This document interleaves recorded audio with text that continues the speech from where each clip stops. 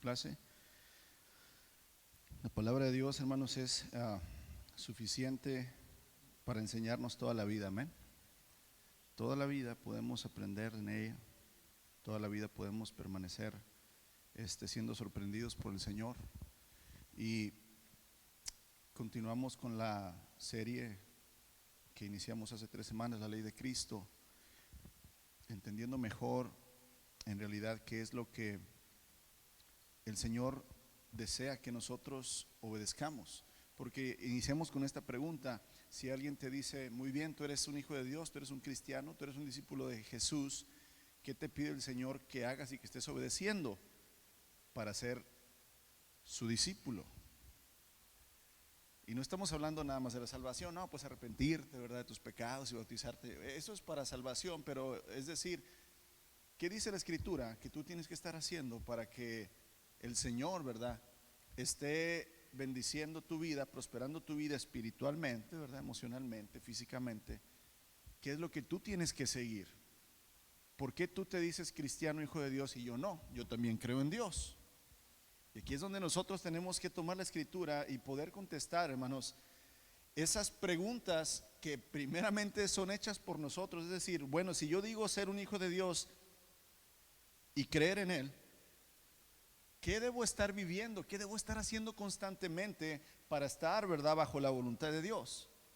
Y vuelvo a repetir, no es nada más el arrepentirte, el entender que vives en pecado y que necesitas un Salvador y que necesitas venir a Cristo y rendirte a Él y confesar: Señor, solamente tú eres Dios y solamente tú puedes limpiarme. Muy bien, ya hiciste eso, ¿y ahora? Los otros 40 años que Dios te dé de vida, ¿qué vas a hacer?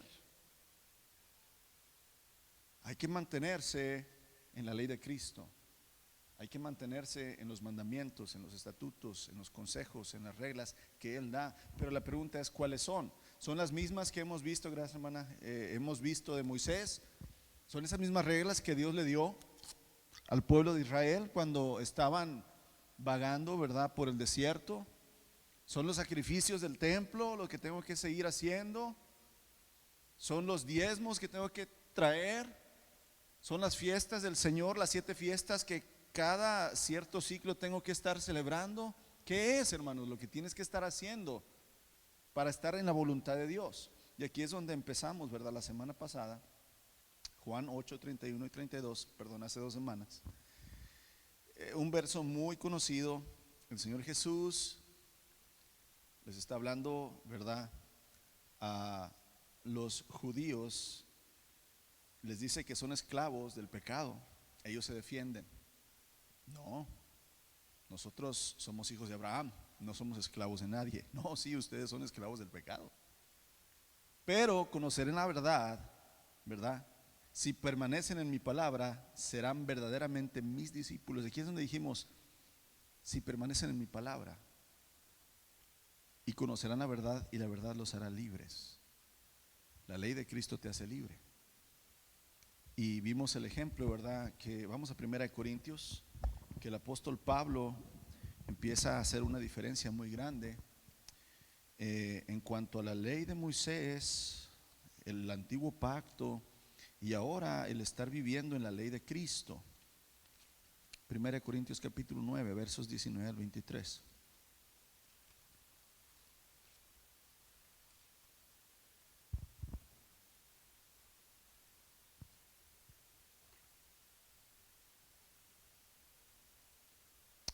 A pesar de que soy un hombre libre, dice Pablo, y sin amo, me he hecho esclavo de todos para llevar a muchos a Cristo.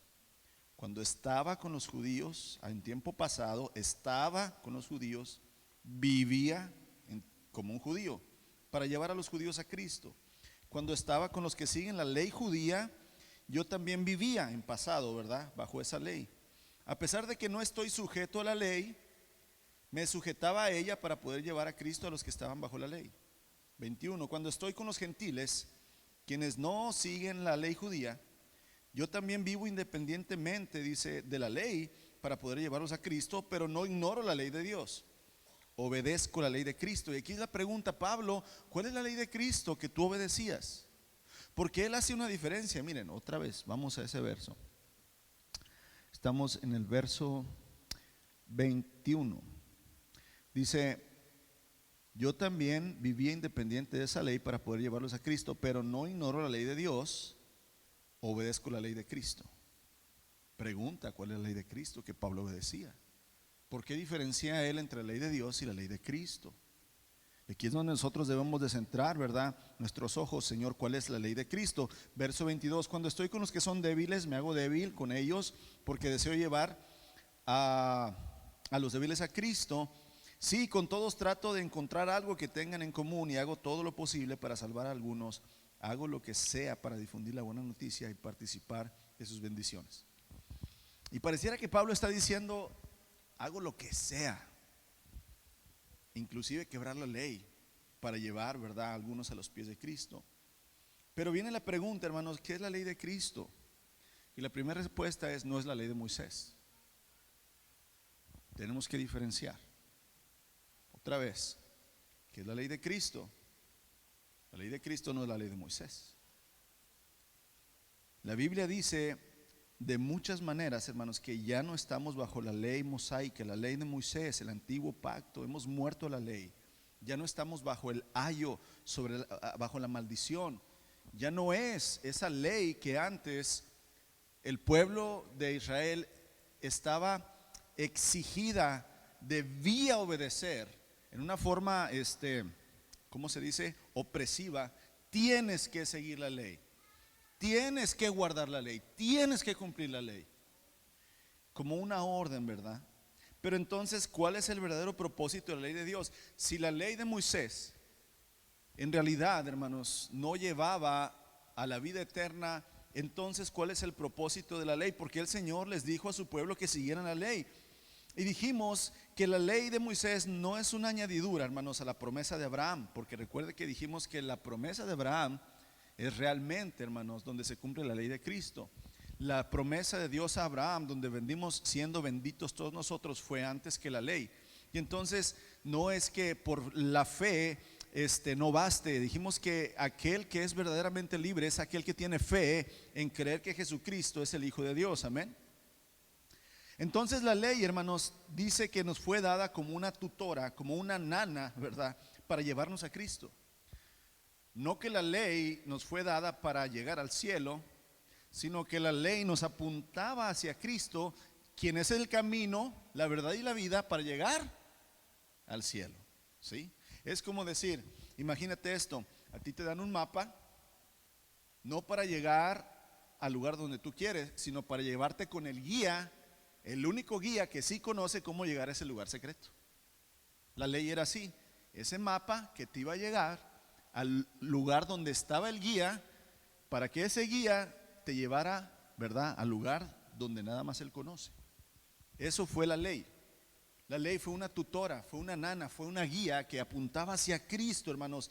Y Cristo dijo: yo soy el camino, yo soy la verdad, yo soy la vida. Nadie puede venir al Padre si no es ni siquiera por medio de la ley de Moisés pueden venir al Padre.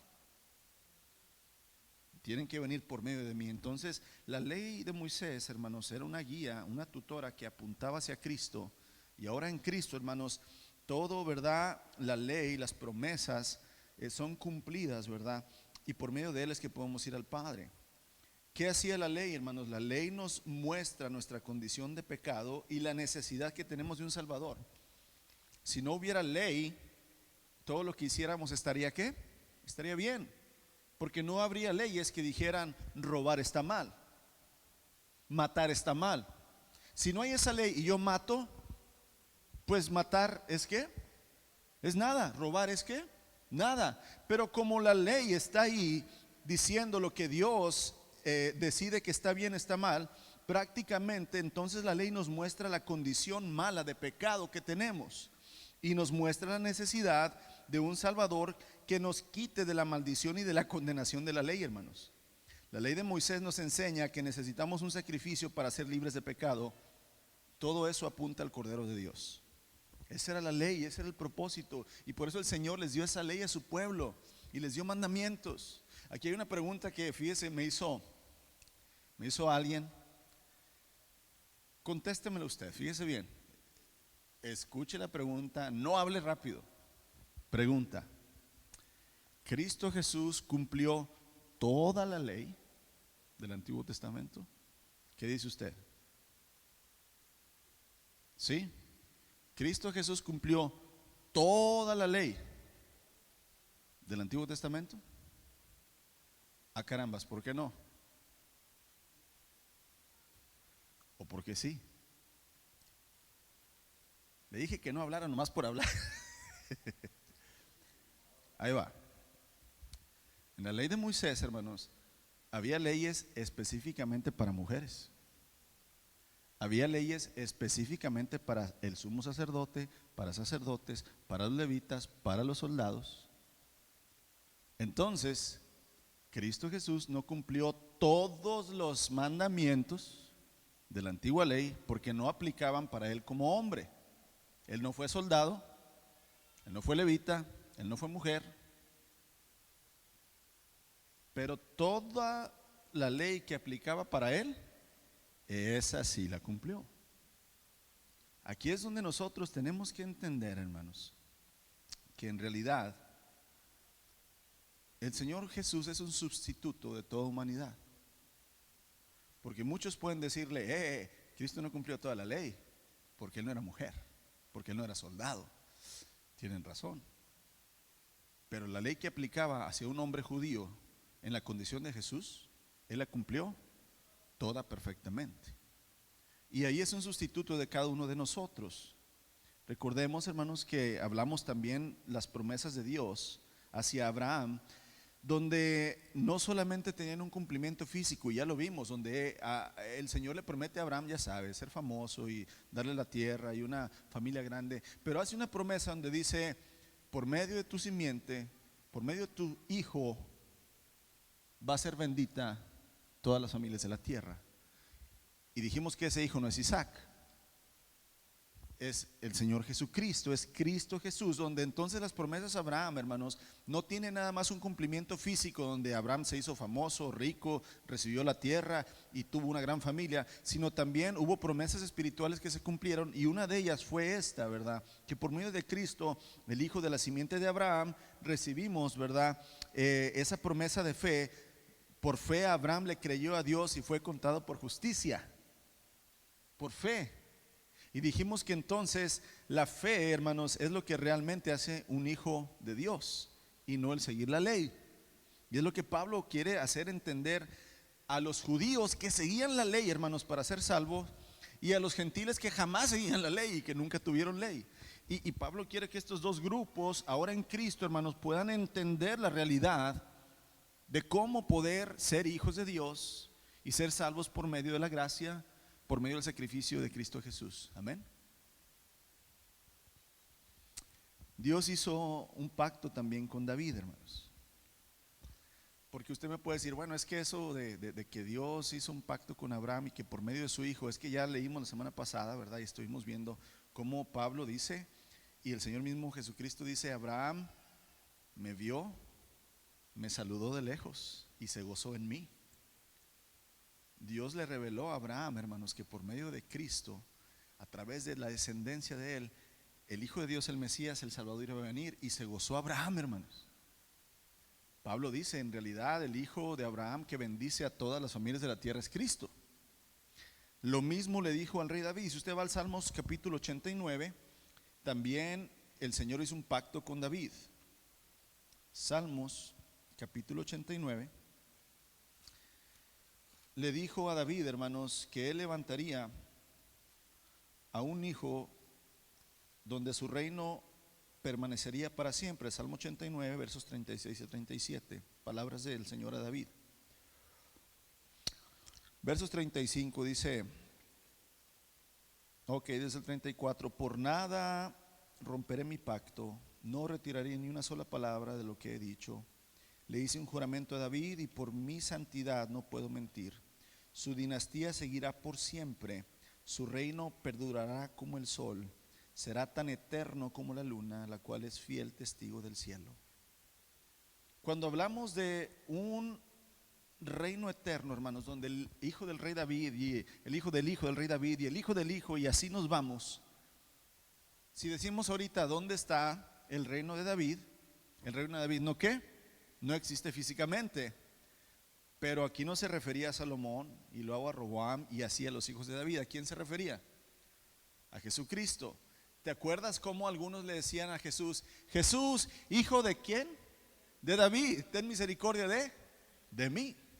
Ese hijo de David prometido que iba a durar el reino eterno era el Señor Jesucristo. Entonces aquí vemos que tanto la promesa a Abraham, hermanos, de que su descendencia vendría y serían benditas las naciones y las familias de la tierra, es por medio de Cristo. Y luego le dice que el reinado eterno y justo a David va a ser por medio también de un hijo de él, descendencia. Estamos hablando y apuntando hacia el mismo Cristo. Cuando vamos a Lucas capítulo 1, aquí vemos el cumplimiento de esta profecía donde se le está prometiendo a David un reinado, ¿verdad?, para siempre. Lucas capítulo 1, versos 32. Es el ángel Gabriel anunciando a María, hermanos, la concepción, el nacimiento. Lucas capítulo 1, versos 32 al 33. Vemos el cumplimiento de esta profecía. Ok, desde el verso 30. No tengas miedo, María, le dijo el ángel, porque has hallado favor de Dios. Concebirás y darás a luz un hijo y le pondrás por nombre Jesús. Él será muy grande y lo llamarán Hijo del Altísimo. El Señor Dios le dará el trono de su antepasado. ¿Quién? ¿Está leyendo?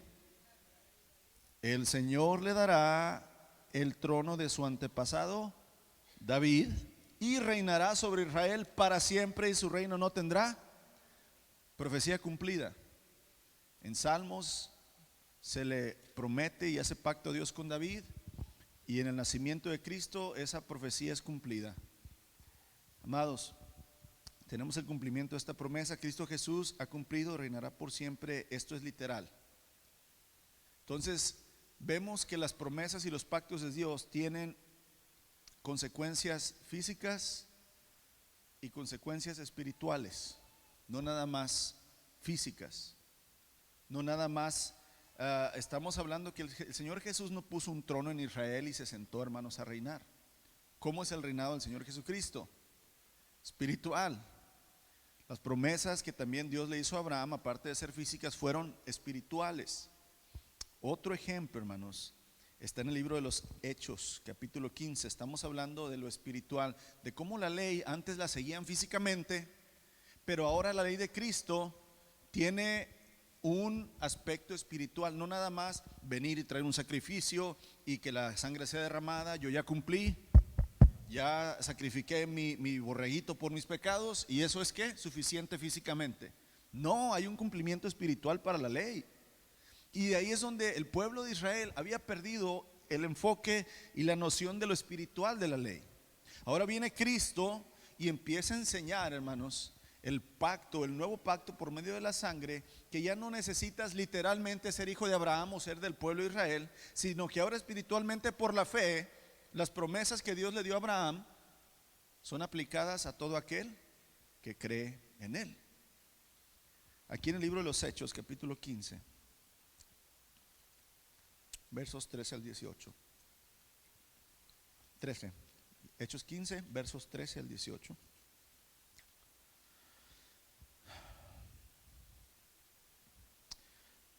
Pedro está dando testimonio prácticamente, hermanos, a la iglesia en Jerusalén, que eran puros judíos y donde estaban los apóstoles, de que cuando él fue a predicar a la casa de Cornelio, que ninguno era judío, todos eran gentiles, romanos, griegos. El Espíritu Santo descendió, hablaron en nuevos idiomas, fueron bautizados, y él se dio cuenta que el Señor va a empezar a salvar a los gentiles. Él vino y ahora da testimonio, ¿verdad?, a los judíos en Jerusalén. Y entonces dice: todos escucharon en silencio, verso 12, Hechos 15, 12. Mientras Bernabé y Pablo contaron de las señales milagrosas, maravillas que Dios había hecho por medio de ellos, también entre los gentiles. Cuando terminaron, Santiago se puso de pie y dijo: hermanos, escúchenme. Pedro les había contado de cuando Dios visitó por primera vez a los gentiles para tomar de entre ellos un pueblo para sí mismo. Y la conversión de los gentiles es precisamente lo que los profetas dijeron, como está escrito: pues yo volveré y restauraré la casa de David y reconstruiré sus ruinas y la restauraré, para que el resto de la humanidad busque al Señor incluidos todos los gentiles. Todos los que he llamado para que sean míos, el Señor ha hablado, aquel que hizo que estas cosas se dieran a conocer desde hace mucho tiempo. Cuando dice que el Señor restaurará la casa de David, hermanos, no se refiere a que iba a poner otro palacio y que iba a poner otra vez un reino y soldados, ¿verdad? Y eso. En realidad aquí te da el entendimiento.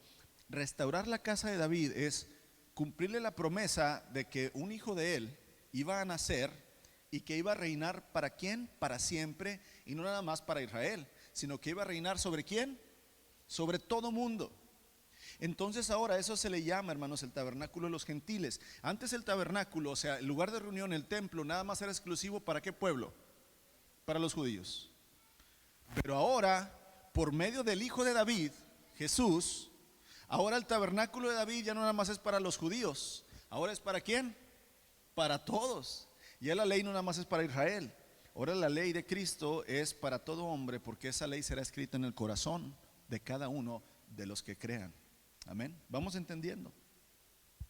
Prácticamente, hermanos. Aquí Santiago, ¿verdad? Cuando dice, hey, escrito estaba que Dios dijo que restauraría la casa de David y reconstruiría para que toda la humanidad busque al Señor. Prácticamente Santiago está diciendo que cuando el Señor Jesús muere, resucita, hermanos, Dios levanta nuevamente el tabernáculo. Acuérdense que dice en el libro de Apocalipsis que ya en el cielo no va a haber templo. No vamos a necesitar un templo, porque ¿quién es el templo? Dios mismo. Aquí ahorita nosotros somos el templo, cada uno. Pero en el cielo ya no van a necesitar templo, porque el Señor mismo estará ahí, hermanos. Ya no nos vamos a entrar en un lugar donde reunirnos para buscar la presencia de Dios, porque la presencia de Dios literalmente está ¿dónde? En el cielo. Pues prácticamente cuando Cristo Jesús, hermanos, muere y resucita, ¿verdad? Tiene ese victoria sobre la muerte, es restaurado, hermanos, el tabernáculo de David. Es restaurado, ¿verdad? Ese lugar de reunión donde ya no nada más los judíos, sino ahora también todo aquel que cree que Jesús es el Hijo de Dios y obedece su ley, va a ser rescatado y amado por Dios. Aquí no está haciendo una interpretación material, hermanos. O sea, vuelvo a repetir, no está diciendo que Cristo iba a construir otro palacio y reinos. Está hablando de una interpretación espiritual. Aquí es donde tenemos que entender que la ley y las promesas también así son. Aunque Abraham recibió riqueza física, hijos físicos, tierra física, fama física, también, hermanos, había un cumplimiento espiritual. Y aquí es donde nosotros tenemos que entender que la ley de Cristo lleva más allá que nada más ser bautizado, dar ofrendita, cantar cantitos, orar un ratito, leer la palabra. Tiene que haber en el espíritu, en el interior, algo que realmente es espiritual y que va a ser transformado, hermanos. Otra ilustración es cuando la escritura dice que en aquel día, hermanos, los valles serán levantados y las montañas serán ¿qué? Allanadas. Aquí no está hablando, hermanos, literalmente que las montañas van a ser aplastadas y los valles van a ser levantados. ¿Sabes de qué está hablando? Está hablando espiritualmente. Los orgullosos del mundo van a ser ¿qué? Humillados, y los humildes van a ser exaltados. Eso es espiritual, no es literal. Y aquí es donde entendemos que la ley de Cristo es diferente a la ley de Moisés. No se va a llevar la ley a cabo nada más físicamente, viniendo al templo, hincándote, trayendo algo exterior, pero tu corazón igual, tu mente igual. No, la ley de Cristo, hermanos, trae un cambio interior que da resultados como fruto en lo exterior. Esa es una muy grande diferencia entre la ley de Cristo y la ley de Moisés. Note, y por favor, no quiero que se vaya con esto a casa, no están peleadas la ley de Moisés y la ley de Cristo. Estoy diciendo simplemente que no son las mismas leyes, pero no se contradicen una a otra. Tenemos que entender eso y vamos a verlo un poco más adelante. En pocas palabras, hermanos, todo lo que Dios el Padre Celestial ha hecho a través de la historia es para llevarnos hacia Cristo. Cuando Él habló con Abraham, hermanos, cuando le prometió, ¿verdad?, tener un pueblo y que Egipto y que 400 años iban a estar esclavos y luego sacarlos y 40 años en el desierto y dar la tierra prometida. ¿Para qué hizo todo eso el Señor? Para apuntar hacia ¿quién? Hacia Cristo, el Salvador. para enseñarnos que no importa la condición que nos encontremos, siendo ricos, siendo pobres, estando sanos, enfermos, siendo hombres o mujeres, siendo esclavos o libres, todos necesitamos un Salvador, porque todos somos esclavos del pecado. Y la ley no nos puede rescatar del pecado. La ley nos ayuda a entender que estoy en pecado y que nada más hay un Salvador que ha cumplido esa ley y que Él me puede llevar, y puede ser el único que me puede llevar, hermanos, a la gloria, a la vida eterna. Amén. La relación entre el hombre caído y Dios, hermanos, en el Antiguo Testamento, fíjate, el hombre pecador y Dios en el Antiguo Testamento nada más se podía relacionar cumpliendo la ley. No había otra manera.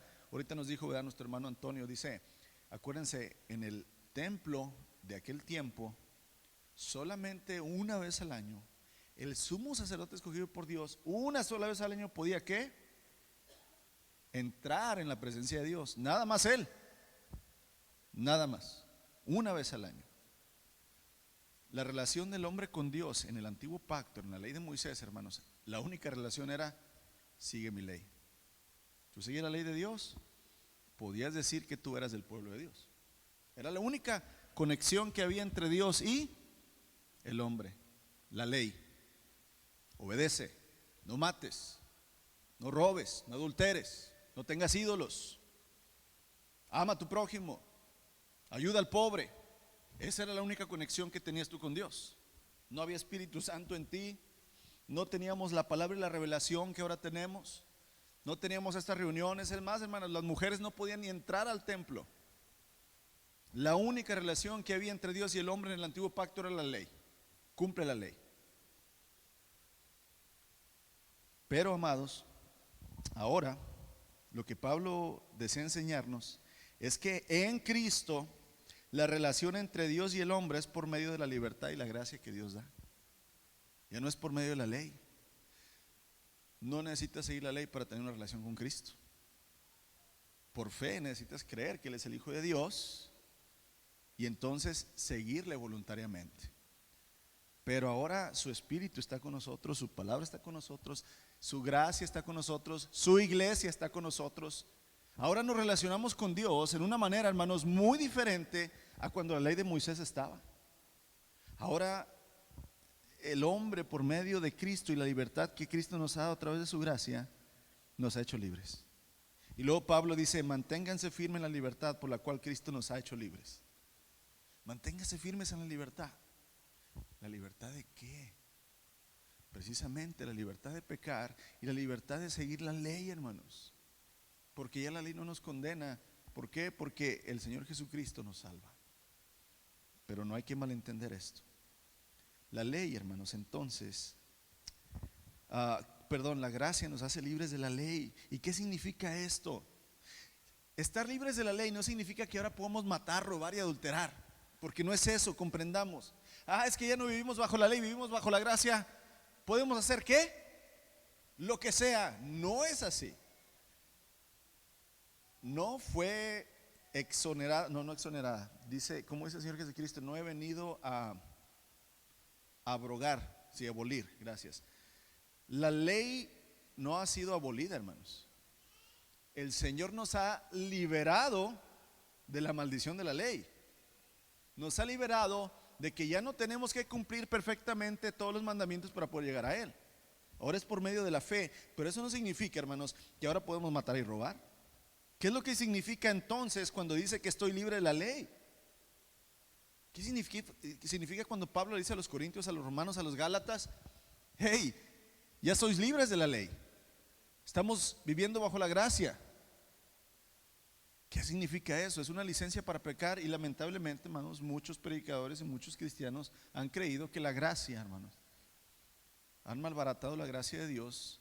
Es una libertad donde salvo siempre salvo. Una vez que el Señor te salvó, no importa que vivas como un vil pecador, ya eres salvo. Ya no necesitas seguir la ley. No, amados, no es así. ¿Qué significa, hermanos, que somos libres de la ley? Primeramente significa que estamos libres de la maldición y de la condenación que trae la ley. Fíjense, ya no estáis bajo la ley, ¿Qué significa? Ok, significa que ahora ya la ley, hermanos, con su maldición no te puede condenar. ¿Recuerdas lo que dice el apóstol Pablo? Dice, ninguna condenación hay. Ninguna condenación hay para los que están en Cristo Jesús. Esto es para los que andan según el Espíritu y no la carne. ¿Qué quiere decir esto, hermanos? Pablo le está diciendo, hermanos, que en realidad no debemos depender de las obras de la ley, porque las obras de la ley, hermanos, me traen maldición. ¿Qué quiere decir esto? Si yo decido seguir la ley, tengo que seguir toda la ley, todos los mandamientos que son aplicables para, si tú eres mujer, ok, mujer soltera, unos mandamientos, mujer casada, otros mandamientos, hombre soltero, unos mandamientos, hombre casado, otros mandamientos, sacerdote, otros mandamientos. Bueno, los mandamientos que aplican a ti, 600 mandamientos que la ley dice, tú vas a tener que cumplir esos, ¿qué? 600 mandamientos al pie de la ¿qué? Esa es la maldición. Con que falles en uno, ya eres condenado por todos los demás, todos los otros mandamientos. No importa que hiciste 599 mandamientos y seguí, Señor, fallaste en uno. La maldición de la ley es que el que peca muere. Esa es la maldición de la ley. Ya no estamos bajo esa maldición de la ley.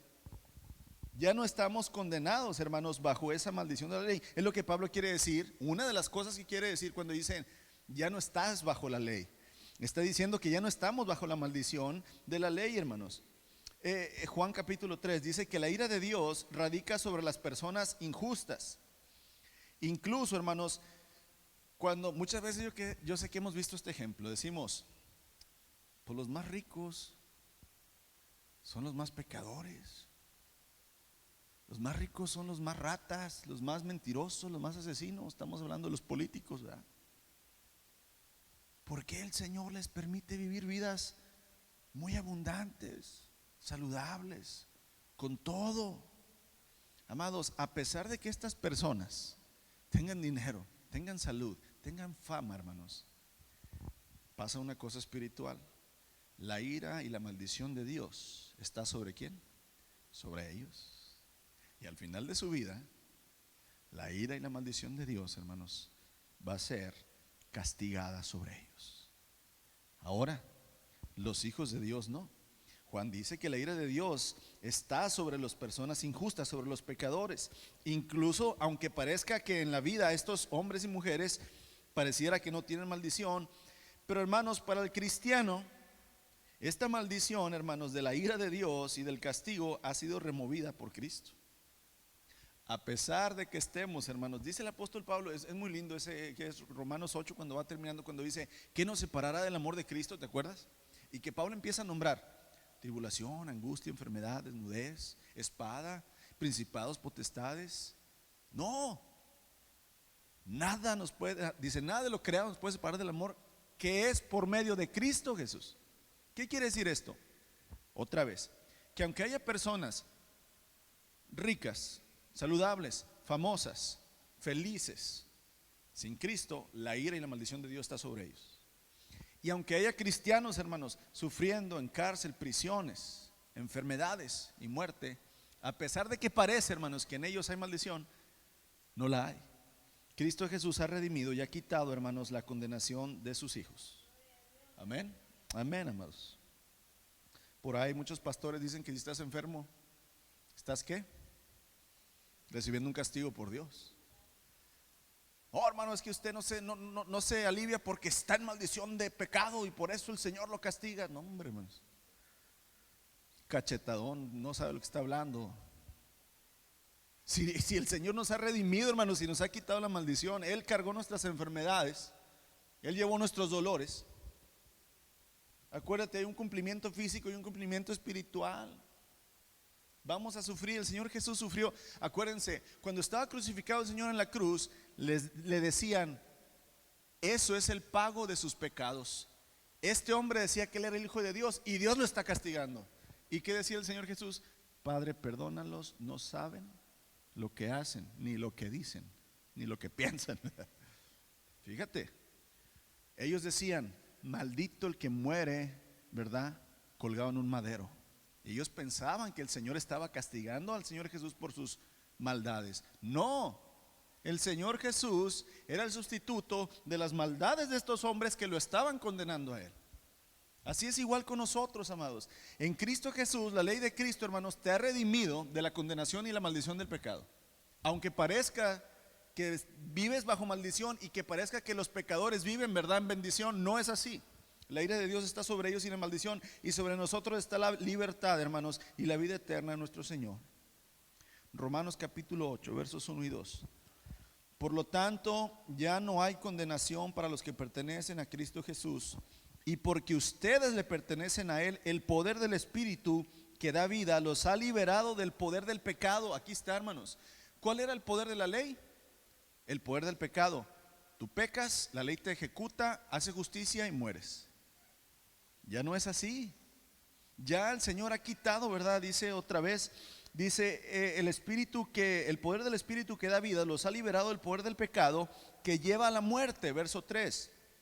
La ley de Moisés no podía salvarnos, dice Pablo, porque nuestra naturaleza pecaminosa es débil. Así que Dios hizo lo que la ley no podía hacer. ¿Qué no puede hacer la ley? Salvarnos. No puede. La ley de Moisés no puede salvarnos, hermanos. Pero Dios hizo lo que la ley no podía hacer. Él envió a su propio Hijo en un cuerpo como el que nosotros los pecadores tenemos, y en ese cuerpo, mediante la entrega de su Hijo como sacrificio por nuestros pecados, Dios declaró el fin del dominio que el pecado tenía sobre nosotros. Lo hizo, verso 4, para que se cumpliera totalmente la exigencia justa de la ley a favor de nosotros, que ya no seguimos nuestra naturaleza pecaminosa, sino que seguimos según el Espíritu. Fíjate, el cumplimiento de que Cristo viniera en su sacrificio, hermanos, cumplió la exigencia de la ley. Toda. Él la cumplió. Eso nos ha liberado del poder de la muerte, hermanos, del pecado. El poder del pecado es tú pecas, tú mueres, porque la paga del pecado es muerte. Cualquiera, hermanos, aunque te hayas echado una mentirita blanca, es pecado y necesitas condenación. ¿Por qué? Porque la ley dice eso. Tú mientes, tienes castigo. Pero Cristo Jesús ha venido, se ha sacrificado, ha cumplido toda la exigencia de la ley, y por medio de la obediencia de Él, hermanos, y su justicia, los que creemos que Él ha sido perfecto, Él nos regala su justicia, nos regala su obediencia, nos regala su cumplimiento de la ley. Y entonces ya no estamos bajo la maldición de que si yo peco, hermanos, voy al infierno, voy lejos de Dios. No hay ninguna condenación, no hay maldición, no hay ira de Dios sobre los que son en Cristo Jesús, hermanos. ¿Estás en Cristo Jesús? No hay ninguna condenación. Pero cuidado, no estás en Cristo Jesús. La ira y la maldición de la ley están sobre ti. La idea, hermanos, no es que Dios te ha justificado y que ahora que estás perdonado y limpio, si tú cometes un pecado hoy, te vuelves entonces a poner la maldición y la condición. Antes así yo pensaba, hermanos. Yo creo que muchos que no habíamos recibido revelación de Dios pensábamos esto. Yo vengo a los pies de Cristo hoy arrepentido, lloro, me quebranto sinceramente, ¿verdad?, por mi pecado que he hecho, y estoy aquí, Señor, perdóname, y he entendido, Señor, que soy pecador y que estoy fuera de tu bendición, Señor, yo quiero seguirte. Y hermanos, quebrantado, yo le pido a Dios perdón, y el Señor me perdona, vengo, obedezco, bajo las aguas del bautismo, empiezo a congregarme, me empiezo a sentir un hombre nuevo, hermanos, dejo mis vicios y empiezo a luchar, pero ¡pum!, de repente caigo.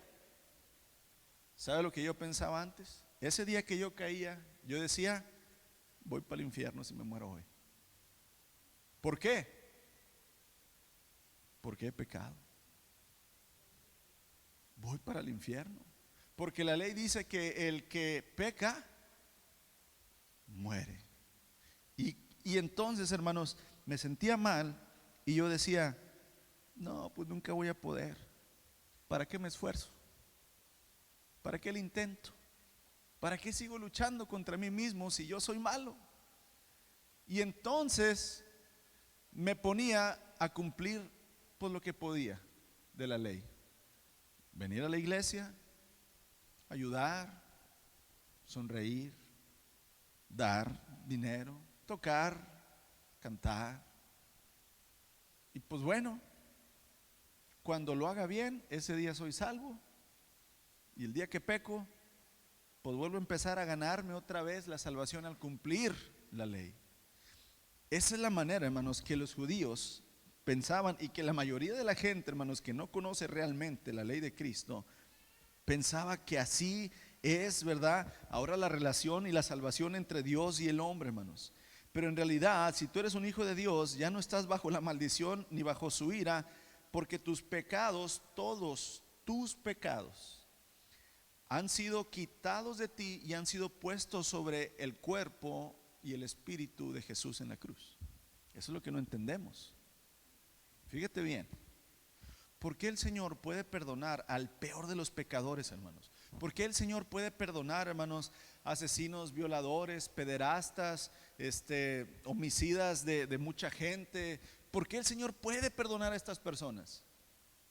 Porque Él puede tomar todos los pecados de una persona, ponerlos sobre su Hijo y limpiarlos. Porque la sangre de Cristo es más poderosa que cualquier pecado que el hombre pueda haber cometido. De ahí radica, hermanos, el poder del perdón de Dios. Vamos a explicar de una manera más sencilla. Hoy en la mañana yo me levanto con el pie izquierdo, aunque yo no creo esas cosas, ¿verdad? Pero ustedes sí. Ay, me levanté con el pie izquierdo. Supongamos que yo me levanto, ¿verdad?, de malas y le grito a mi esposa, ¿verdad?, enojado, y le grito a mis hijos y los insulto y ando apurado, hermanos, y me vengo a la oficina. Ya estando aquí calmado, el Señor me reprende y dice: hiciste mal, pecaste. Pídele perdón a tu esposa, pídele perdón a tus hijos. Bueno, lo hago, hermanos. Pero ¿qué tal si antes de pedir perdón me muero? ¿Qué pasa? ¿Qué pasa? ¿A dónde voy? Por la gracia de Dios voy a la gloria, no porque alcancé a pedir perdón o no alcancé a pedirle perdón a mi esposa, sino porque mis pecados han sido perdonados plena y completamente en la cruz, los pasados de ayer, de hoy y de mañana. Pero no hay que malentender eso, porque entonces decimos: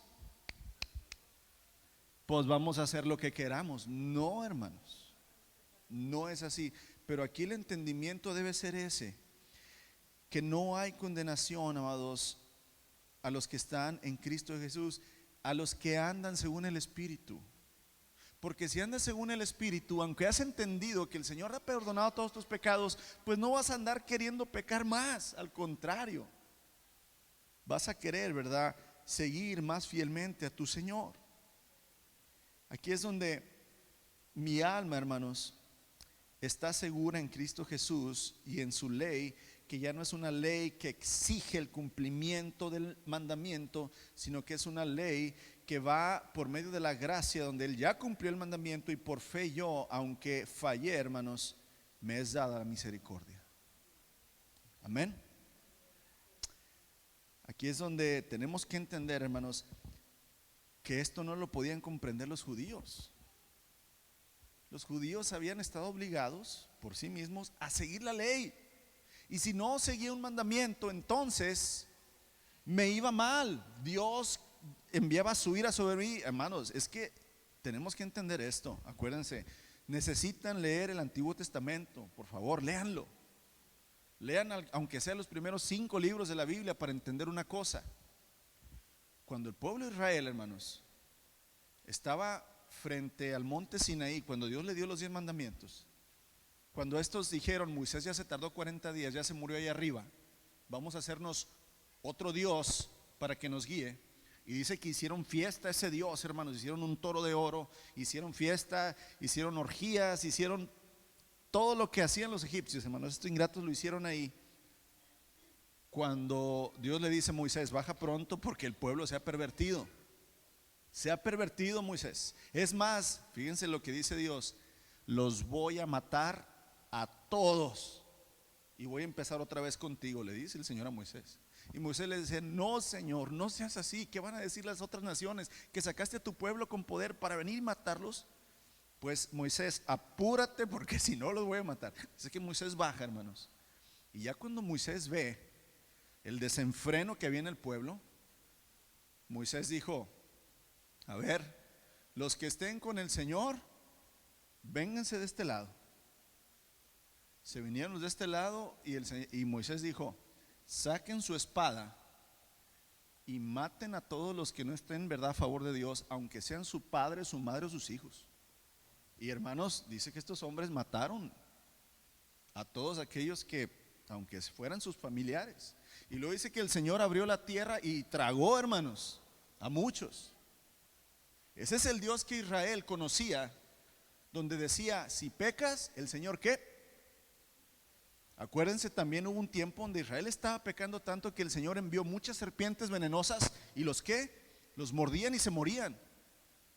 Al punto que le dijo el Señor a Moisés: Moisés, haz una víbora, ¿verdad?, de bronce y ponla en una estaca, y todos los que volteen a ver esa víbora, ¿verdad?, de bronce, van a ser salvos de las mordidas. ¿Te acuerdas cuando Dios los mandó conquistar la tierra de Israel?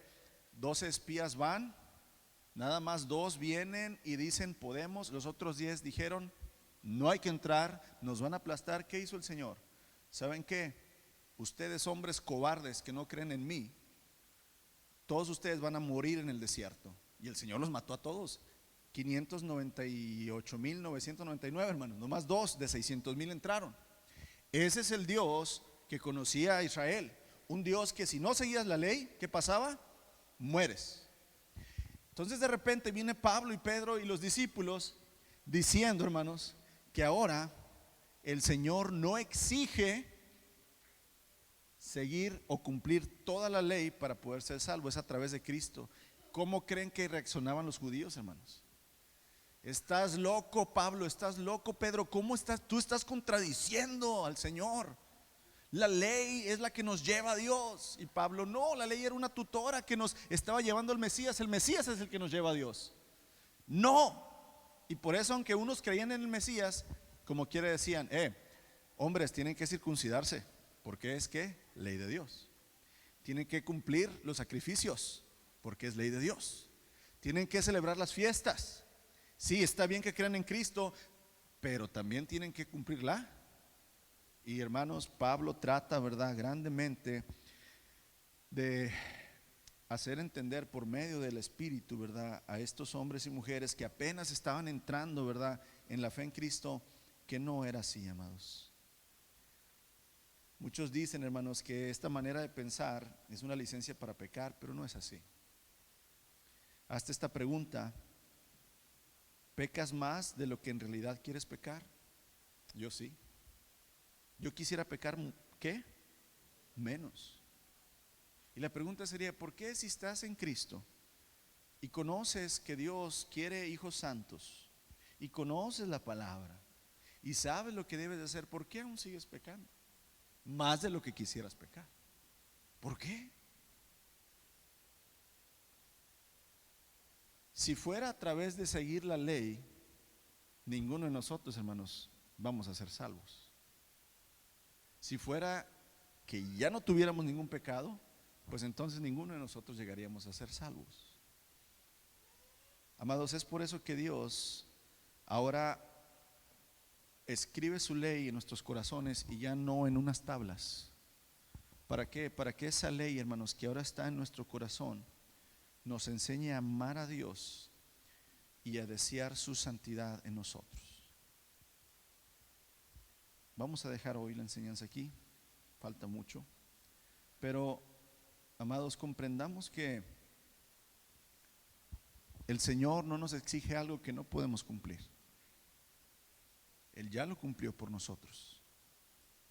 Él ya se sacrificó por nosotros. Él ya derramó su vida por nosotros. Nosotros debemos en fe creer que ahora tengo abierto el cielo por medio de Cristo Jesús. Y que si es a través de Él, hermanos, aunque tu padre, tu madre, tu esposa, tus hijos te digan, eres el mismo y nunca vas a cambiar y no vas a poder, el Señor dice que yo di mi hijo por ti, para que tú vengas a mí, para que tú llegues a donde no podías llegar, pero de la mano del Mesías. Amén. Señor Jesús, gracias por tu palabra, Señor. Gracias por tu bendición. Gracias, Señor, por tu espíritu, porque en Él, Señor, tenemos todas las promesas, Señor, y tenemos cumplida toda la ley a través del Hijo. Ayúdanos, Señor, a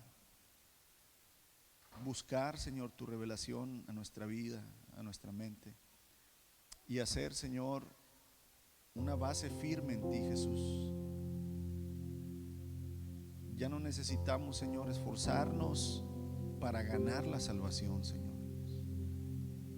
Ya no necesitamos esforzarnos en nuestras obras para ganar tu favor, Señor. Ya tu favor está con nosotros.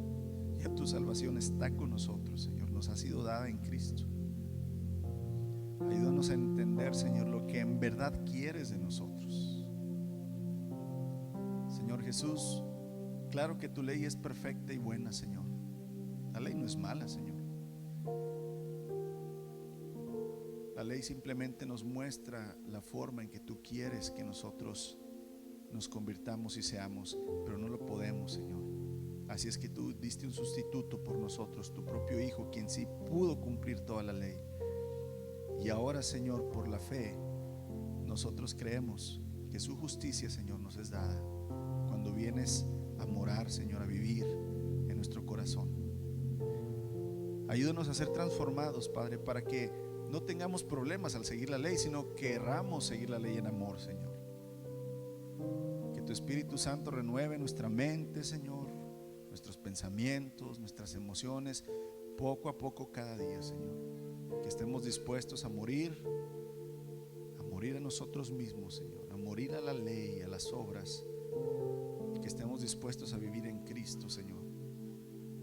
En Cristo Jesús, aquel Mesías Salvador, Señor, que nos ha regalado lo que nosotros no podíamos comprar. Bendito eres, Padre. Gracias por el tiempo que nos das como iglesia, Señor. Gracias por la vida de cada uno de mis hermanos, Padre.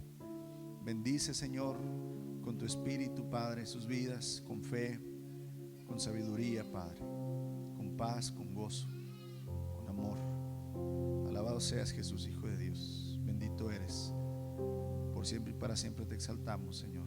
Amén.